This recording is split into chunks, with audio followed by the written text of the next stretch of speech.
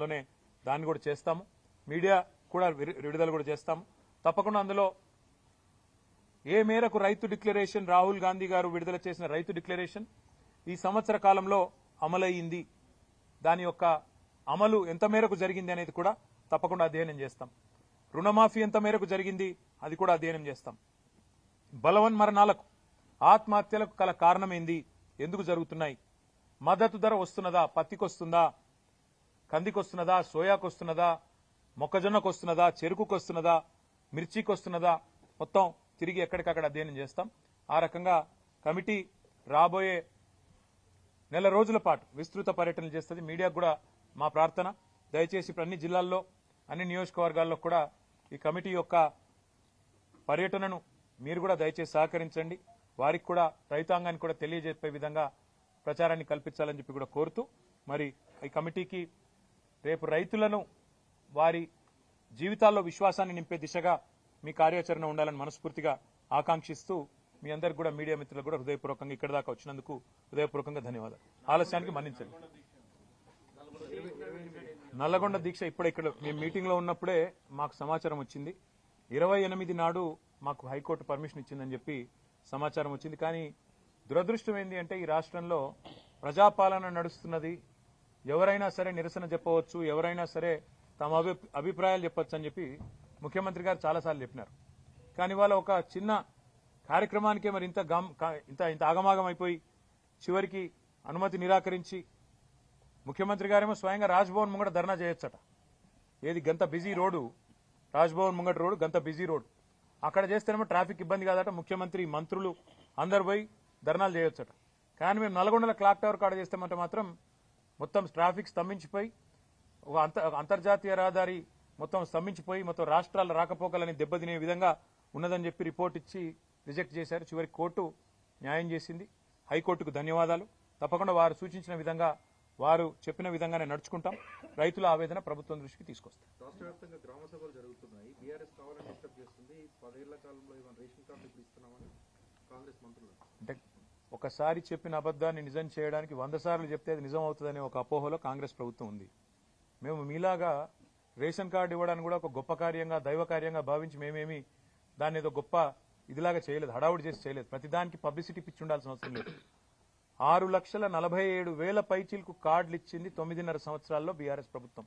కానీ వీళ్ళలాగా మేము అదొక ప్రదర్శనలాగా చేసి ఇవ్వలేదు. మేము చాలా మేరకు మీ సేవ ద్వారా ఇతరత్ర ఎవరైతే లబ్ధిదారులు అప్లై చేసుకుంటే డైరెక్ట్ గా వాళ్ళకే ఇచ్చినాం. గతంలో ఇవ్వలేదు అనే మాట అబద్దాలు గతంలో చెప్పినారు, మళ్ళీ చెప్పే ప్రయత్నం చేస్తున్నారు. నేను కాంగ్రెస్ పార్టీకి నేను చేసే విజ్ఞప్తి ఒకటే. హిందీలో సామెత ఉంది, నాచినాయే ఆంగం తేడా అని. అంటే నాకు డాన్స్ రాకపోతే కింద ఏదో నేల బాగాలేదు, అంతా ఒడిదుడుకులున్నాయని, ముఖం బాగాలైతే అద్దం బాల కొట్టుకున్నట్టు.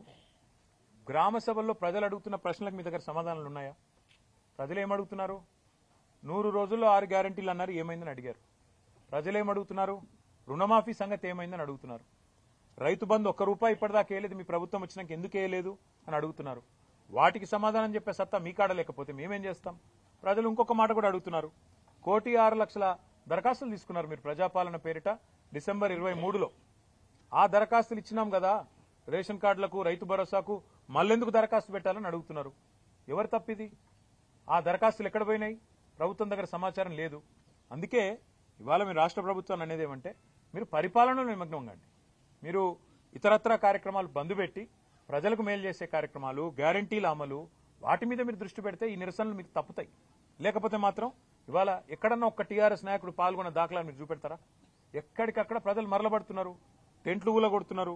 రేపు ఇదే తీరుగా కొనసాగితే గవర్నమెంట్ ను కూడా ఏదో దశలో ప్రజలు వాళ్ళు ఖచ్చితంగా తిరస్కరిస్తారు. కాంగ్రెస్ కార్యకర్తలు